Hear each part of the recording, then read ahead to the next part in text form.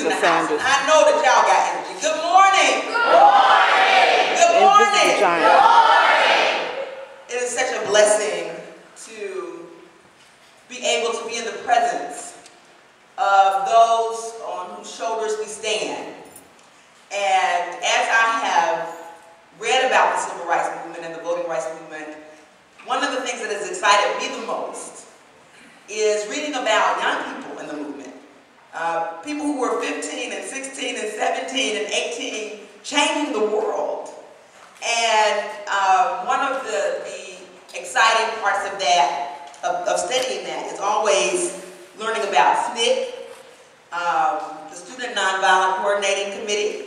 And we have Sister Angeline Butler, who was a part of the Nashville Sit-ins, which was an awesome, awesome, true, real-life story about how young people, how disciplined and knowledgeable they were before they even took a step.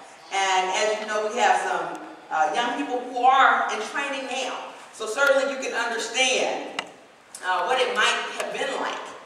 You've heard, some of you have heard stories of the risk and the challenge of participating in the movement when you could be killed for it. And so this is certainly a time of year where we celebrate those stories, where we remember those stories, and where we celebrate the people who helped to make this moment possible. How many of you are excited about the fact that for the first time in history, we have our first African-American president? Raise your hand if you're excited about that. Well, that wouldn't be possible if people like Sister Angeline Butler didn't take the courageous stand that she took. If the people behind me in the classes of 1965 and 1964 and 1966, if they hadn't been willing to put their lives on the line, to stand up, if they hadn't been willing to do those things, guess what? We might not be sitting here. Or some of us, if we could even get through the door, might have to be in the balcony. There were all kinds of challenges.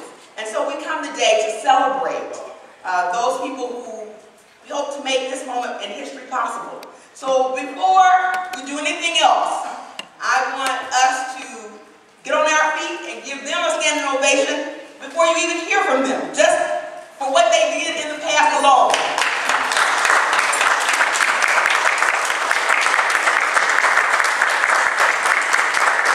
And while stay on your feet, and while you are on your feet, I want to ask everybody, but the young people in particular, to take a moment and let's commit through the 21st Century Youth Leadership Model to continuing the work of those who have gone before us. Do we have a young person who would like to come up and lead us in the motto?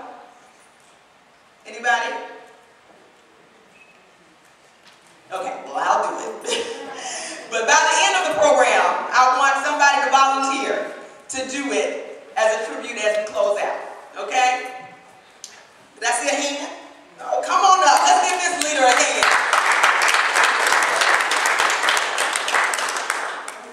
And right after this young man comes forward, we will have Sister Angeline Butler to lead us in some freedom songs.